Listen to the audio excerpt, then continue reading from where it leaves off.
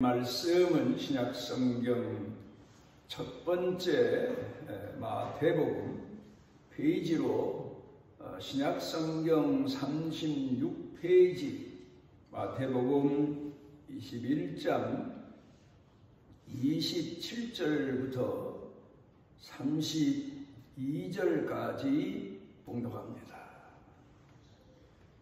예수께서 대답하여 이르되 우리가 알지 못하노라 하니 예수께서 이르시되 나도 무슨 권위로 이런 일을 하는지 너희에게 이르지 아니하리라. 그러나 너희 생각에는 어떠하냐? 어떤 사람에게 두 아들이 있는데 아들에게 가서 이르되 오늘 포도원에 가서 일하라 하니 대답하여 이르되 아버지 가겠나이다 하더니 가지 아니하고 둘째 아들에게 가서 또 그와 같이 말하니 대답하여 이르되 실소이다 하였다가 그 후에 뉘우치고 갔으니 그 둘 중에 누가 아버지의 뜻대로 하였느냐? 이르되 둘째 아들이니이다. 예수께서 그들에게 이르시되 내가 진실로 너희에게 이르노니 세리들과 장녀들이 너희보다 먼저 하나님의 나라에 들어가리라. 요한이 의의 도로 너희에게 왔거늘 너희는 그를 믿지 아니하였으되 세리와 장녀는 믿었으며 너희는 이것을 보고도 끝내 뉘우쳐 믿지 아니하였도다.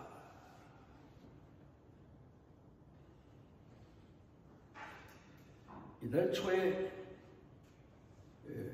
몽골의 바양 주로 교회로 우리 가족들이 모아준 옷과 그리고 서울의 김영희 장로님 가족들이 모아준 옷을 보냈습니다. 보내면서 제가 그 교회 젊은 목사님에게 몇 가지를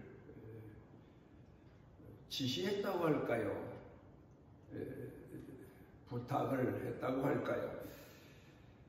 지난해 옷을 많이 보냈는데 그 옷을 성도들에게 다 그 자리에서 나누어 주었다는 겁니다. 그러니까 한 사람 앞에 뭐 한 10벌씩이나 10가지씩이나 가져가도 된다. 그리고 남아서 또 나머지도 나누어 주었다. 그렇게 보고를 받은 적이 있습니다. 얼른 생각해 보면 아니 세상에 여기서 그렇게 여기저기 사람들로부터 부탁해서 모아서 그 교회와 성도들 지역에 사는 사람들을 위해서 보냈는데 고작 교회 성도들에게 10가지씩 가져가라 뭐 그렇게 얘기해서 나눠주다니 물론 좀 문제가 있긴 있습니다. 뭐가 문제인가 하면 한국에서 이런저런 거를 보내거나 헌 옷을 모아서 보내면 그걸 교회들이 재정적으로 물론 어려워서 그랬겠지만 이제 그걸 시장에 내다가 한국 옷은 몽골서 헌 옷이라도 중국 거보다 더 사람들이 좋아하는 경향이 있습니다. 그래서 팔아서 그걸 돈으로 쓰는 사람들 얘기도 들립니다만은 젊은 목회자로서 한국서 보낸 거 나는 내가 달리 사용하지 않고 교인들에게 다 나누어 주었다. 정직하게 성실하게 한국에서 보낸 그 선물을 교인들에게 나누어 주었다 하는 데서는 참 잘한 일인데, 그런데 거기에 필요한 게 하나 있습니다. 그래서 제가 이번에는 도착하기 전에 미리 그 목회자에게 그러지 말고 그 옷을 교회에서 두고, 그리고는 아이들이 교회에 왔을 때 헐벗고 온 아이, 아무래도 옷을 마땅히 입지 못하고 온 아이, 그런 아이가 있으면 예배 끝나고 남으라고 해서 옷을, 그 아이 맞는 옷을 맞춰서 입혀서 보내라. 또 그리고 많은 옷이 보내졌다 하더라도 그 옷을 가지고 집집마다 전도를 다닌다든가, 성도들 중에 물론 우선 헐벗은 사람이 있으면 그 옷을 전해주어서 감사한 마음으로 입게 하는 게 지혜로운 방법이다. 그렇게 전했더니 목회 지혜를 가르쳐 주셔서 감사합니다. 참고해서 그대로 따르겠습니다 하는 메시지가 왔습니다. 우리가 무슨 일을 할 때에 필요한 것이 열정이기도 있어야 되겠지만 또 지혜도 있어야 되겠고, 물론 성실함도 있어야 되겠고, 정직함도 있어야 되겠고, 다 필요한 것입니다만은 그것보다 더 중요한 것, 가장 중요한 것, 그걸 오늘 성경 본문을 통해서 말씀을 드리고자 합니다.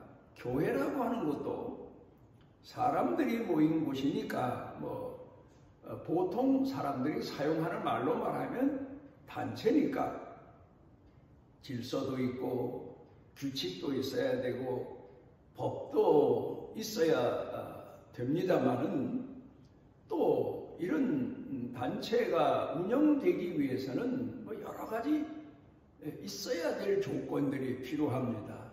그런가 하면 특별히 교회에는 교리가 있어야 되고 신학도 있어야 됩니다. 그런데 그런 모든 것을 다 갖추었다고 하더라도 가장 중요한 핵심이 하나 있는데, 그게 오늘 성경 본문에서 배우는 교훈입니다. 가정도 그렇습니다. 가정을 이루고 살기 위해서는 질서가 있어야 되고 예의가 있어야 되고, 또 그런가 하면 경제적인 문제도 마땅히 갖추어져야 되고, 여러 가지 조건들이 갖추어져야 되겠지만 가장 거기서 중요한 핵심이 무엇인가 하는 것을 오늘 우리가 새로운 마음을 가지고 마음에 새기고 또 깊이 우리가 묵상하며 우리 생활에서 잊지 않도록 해야 될 겁니다. 가끔 우리 사회에서도 보면은 전도에 열심을 내는 분들 참 많습니다.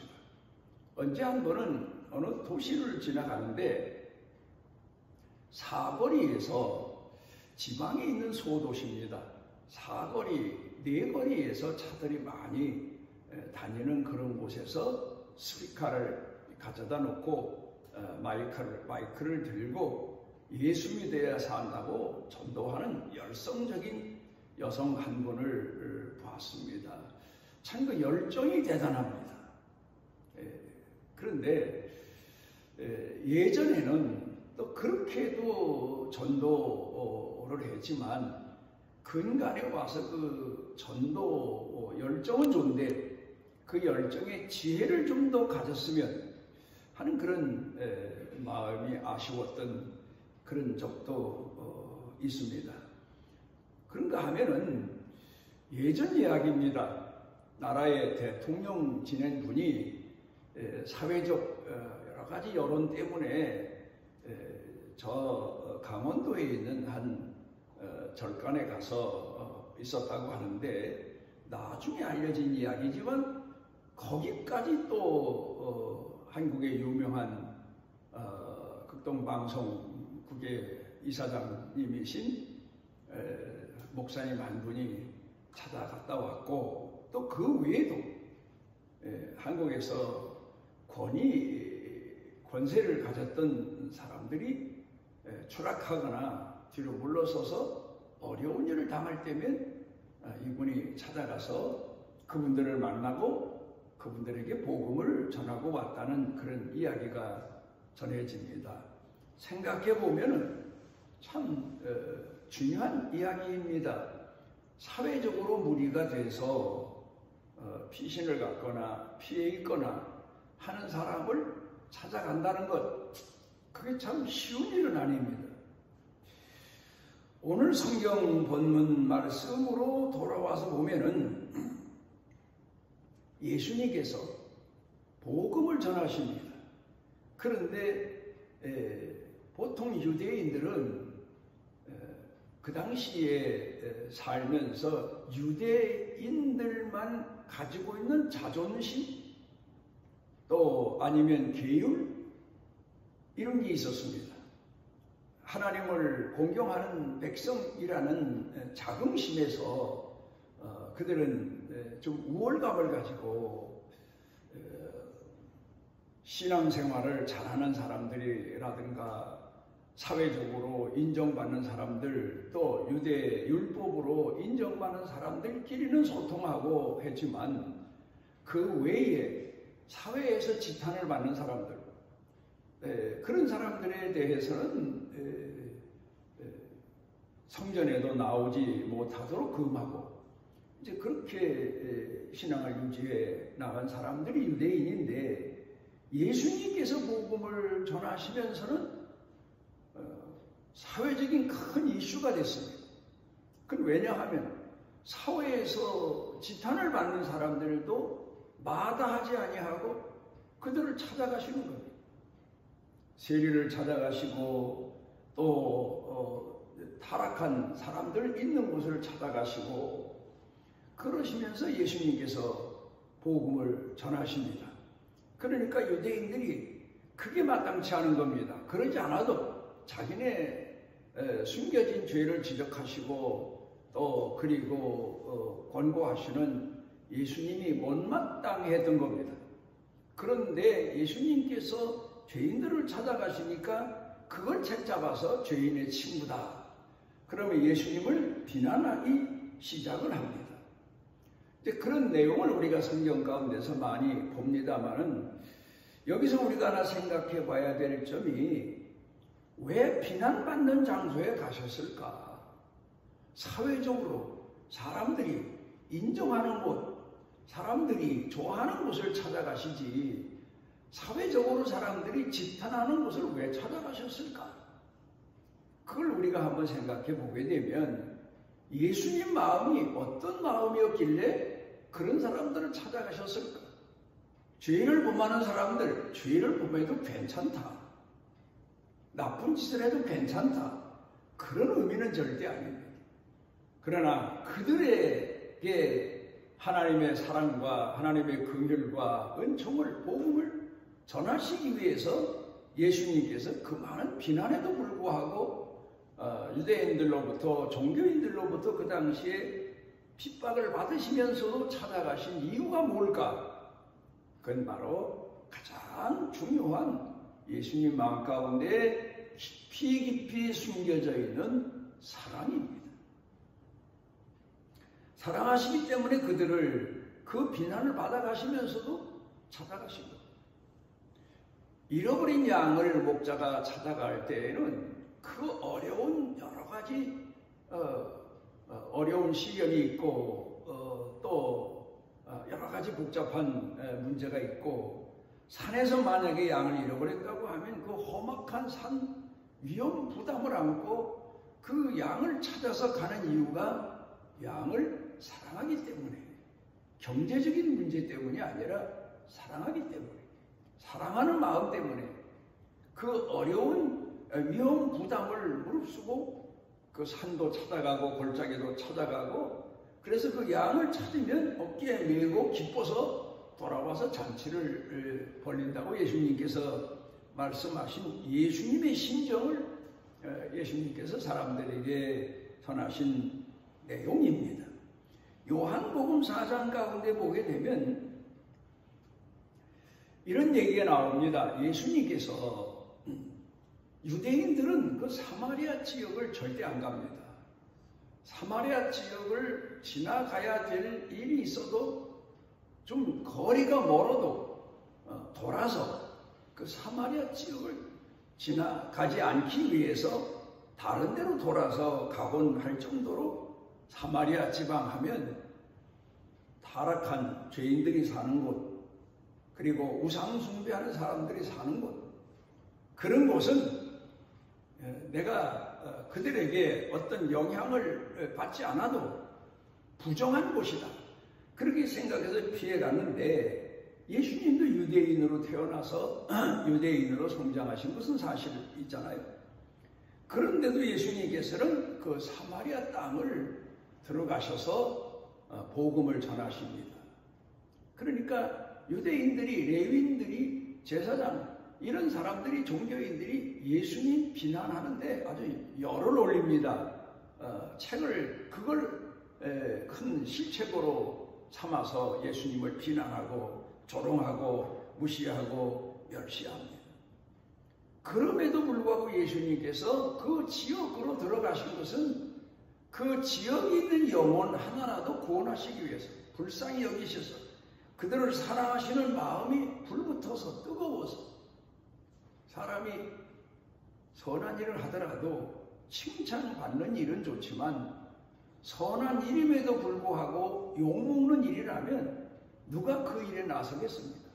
그러나 사랑하는 마음이 뜨겁기 때문에, 예를 들어서 우리가 한 가정을 놓고 보게 되면 부모는 자식이 어떤 경우라도 그 자식을 위한 일이라면 사랑 때문에, 자식이 잘못된 일을 저질렀어도 책임을 지며 그 자식을 보호하기 위해서 나서는 것처럼 바로 예수님은 그런 마음으로 이 사마리아 땅을 가십니다. 그러다가 우물가에서 한 여성을 만나셨는데 그 여성에게 말을 건네셨는데 그 여성이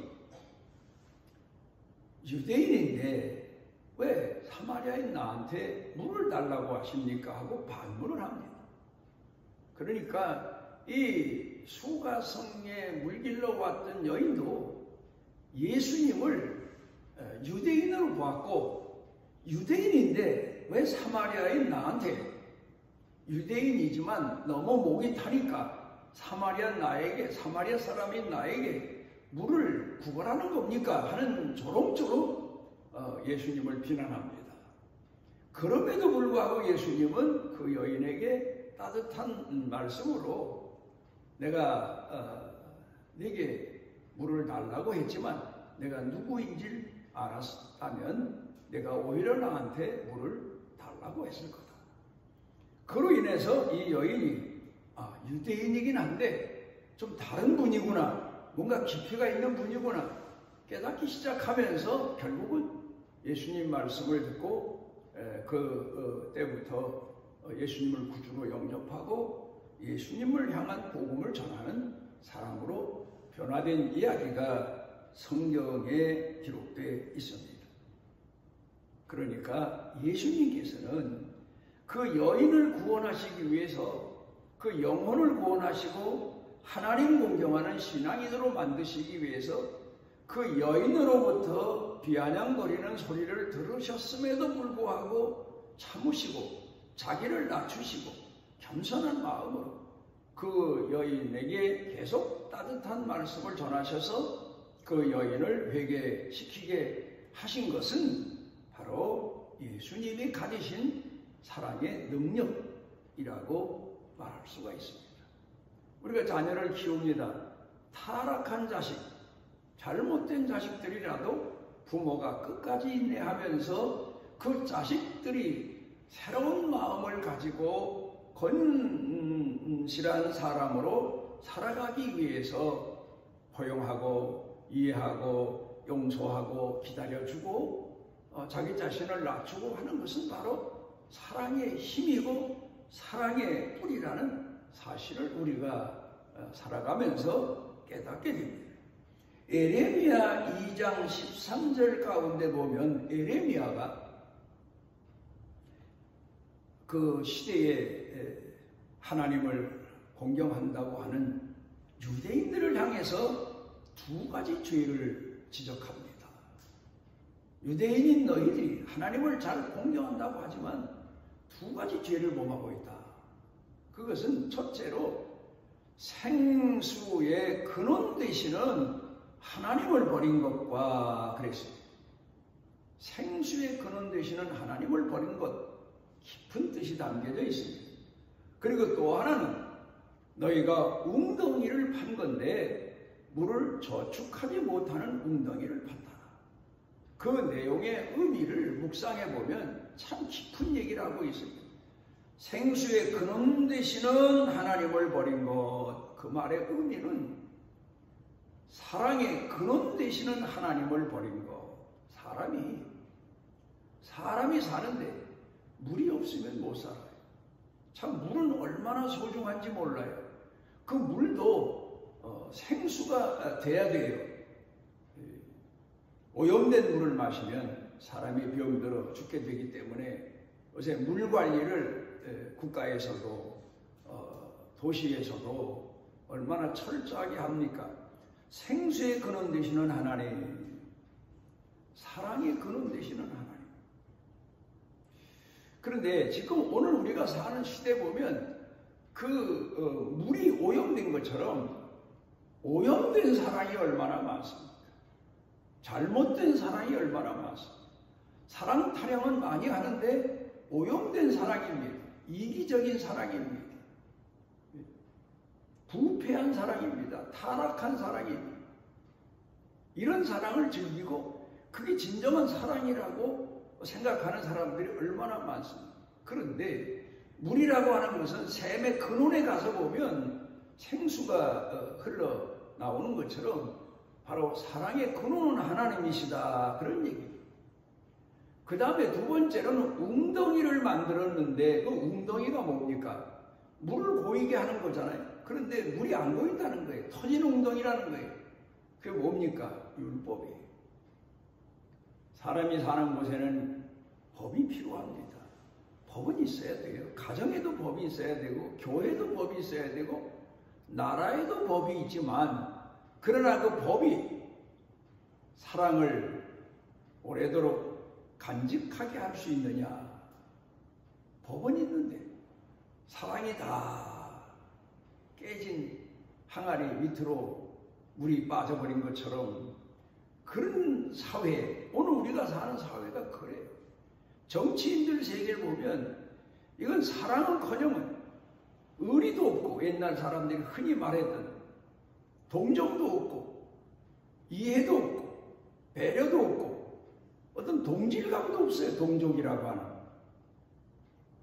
그리고 법만 가지고 따지고 싸우다 보니까 요리조리 피하려고 하고, 법을 피하는 사람, 또 법을 무시하려고 사람을 모아서 자기 자신의 잘못을 덮으려고 하는 사람들, 이런 사람들에게 국민들이 이용당하고 사는 걸 보면 참 우리가 언제나 발전된 국가, 민주주의 정말 바로 성장한 서구에 있는 나라들을 배우게 될까, 이런 생각도 합니다만은, 바로 법은 있어야 되지만 그 법이 사랑을, 항아리가 있어서 물을 부으면 물이 보호가 돼야 되는데 깨진 항아리라면 그건 아무 소용이 없는 것처럼, 율법주의자가 되고 나면 결국 하나님은 사랑의 근본이신데 원하시는 사랑을 백성에게, 이웃에게, 하나님께조차 드릴 수 없는 그런 민족이 되어버리고 말아서 하나님이 시대적으로, 역사적으로 이스라엘을 심판하시고 이방의 포로가 되어 가게 하시고 징계하시고 깨닫게 하시고 그런 과정을 거치게 됩니다. 오늘 성경 본문 말씀 가운데 보면 예수님께서 두 아들을 비유로 들고 계십니다. 큰아들은 아버지가 오늘 포도원에 가서 일해라 그랬더니 하겠습니다. 성큼 대답을 했습니다. 아버지 권위를 세워준 아들이죠. 그런데 둘째 아들은 싫어요. 나 일 못해요. 내 일이 바빠요. 또 힘들어서 안 가요. 그랬습니다. 그 아버지 마음에 얼마나 아픔을 드리고 아버지 권위에 도전한 자식입니까? 아버지가 가라 그러면 네 가겠습니다 해야 되고 와라 그러면 네 오겠습니다 해야 되는데 아버지에 대해서 거역을 한 아들, 둘째 아들입니다. 그런데 이제 시간이 돼서 밭에 가서 일할 때가 됐는데 큰아들은 아버지 가겠습니다 했는데 아버지 앞에서는 가겠습니다 했어요. 그런데 돌아서서 일터에 가다가 아버지가 아마 일터에 같이 가지 않으신 것 같아요. 아버지가 없으니까 일하러 가질 않았어요. 그런데 둘째 아들은 안 간다고 했는데 생각해 보니까 내가 아버지 사랑을 얼마나 받고 살았는데 아버지 말씀을 거역하다니 뒤늦게 뉘우치고 아버지가 말씀하신 일터로 일하러 갔다. 바로 율법이나 법으로 하나님을 공경한다는 바리새인들이나 레위인이나 제사장들은 결국 하나님 사랑에 응답하는 신앙인이 못됐지만 세상에서 살다가 타락하고 범죄하고 그랬던 사람들이 뒤늦게라도 하나님 사랑하는 마음을 깨닫고 하나님 공경하는 신앙인으로 돌아온 그 내용을 가리켜 말씀하고 있습니다. 그러니까 우리가 오늘도 살아가면서 가장 사람에게 있어야 될 하나님으로부터 우리가 부여받은 사랑이 얼마나 내 가슴 속에 남아있고 또 얼마나 사랑하는 마음 가지고 법도 지키고 질서도 지키고 헌신도 하고 섬김의 도리를 다하며 살아가고 있나를 생각해 봐야 됩니다. 그런데 어떤 경우는 질서도 지키는 것 같고 법도 지키는 것 같지만 그 마음에 사랑이 없어서 결국 하나님 뜻을 이루지 못하고 어찌 보면 비판자요 사단이나 다를 바 없는 그런 짓을 교회에서도 하는 사람이 있고 가정에서도 하는 사람이 있고 사회에서도 하는 사람들이 많습니다. 법을 앞세워서 말이에요. 그런 사람들은 자기 마음 가운데 진정으로 내 이웃을, 내 교회 식구들을, 내 이웃, 가족 식구들을 얼마나 사랑하나 하는 마음을 가져 자신을 돌아봐야 돼요. 사랑하는 마음이 있다면 상대방이 잘못을 저질렀을 때에 그를 벌하자고 나서기보다는 그를 품어주고 또 덮어주고 이해해주고 포용해주면서 그가 잘못을 죄를 회개하기를 기다려주는 사랑을 쏟아부어주는 그런 신앙인이 바로 하나님을 바로 아는 사람이고 신앙의 진정한 권위를 가슴에 안고 사는 사람이라고 말할 수가 있겠습니다. 기도하십니다.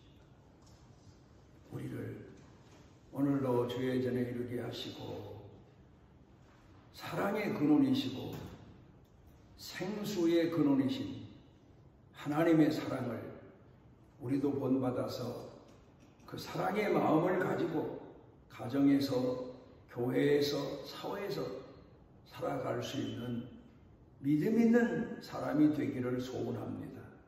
주님 기도하옵는 것은 이 비밀한 은총을 잊지 아니하고 우리 사는 생애 중에 삶 중에 하나님을 향한 뜨거운 열정의 사랑의 마음을 가지고 우리가 하나님을 모르는 사람들, 타락한 사람들, 부패한 사람들 이런 사람들에게 찾아가서 하나님의 사랑을 전하는 복음적 사명을 다하는 축복의 은혜를 더해 주시고 사랑의 빚을 지고 이 빚을 갚기 위해서 우리 평생의 헌신자로 또 겸손한 자로 섬기는 자로 살아가는 축복을 더하여 주옵소서. 예수님 이름으로 기도드리옵나이다. 이스라엘의 하나님 여호와께서 그 날개 아래 보호를 받으러 온 내게 온전한 상 주시기를 원하노라. 잃어버린 양 같은 우리들을 그 많은 고난, 역경, 심지어 십자가까지 지시고 찾아오셔서 구원해 내신 우리 주 예수 그리스도의 무한하신 은혜와 우리 같은 죄인들을 포기하지 않으시고 품에 품으시고 영원토록 사랑하셔서 독생자까지 내어주신 아버지 하나님의 만극하신 사랑과 이제도 우리 속에 오셔서 빛이 되시고 감동케 하시고 우리로 하여금 깨닫게 하시고 힘을 얻게 하시고 위로받게 하시고 하나님을 우러러 바라보고 살아갈 수 있도록 은혜 주시는 성령님의 능력의 은총이 사랑하는 자녀들 머리 위에 영육간에 사는 생활 중에 경영, 일터, 가족, 온 교회 중에 넘치고 넘치도록 함께 하시기를 축원하옵나이다.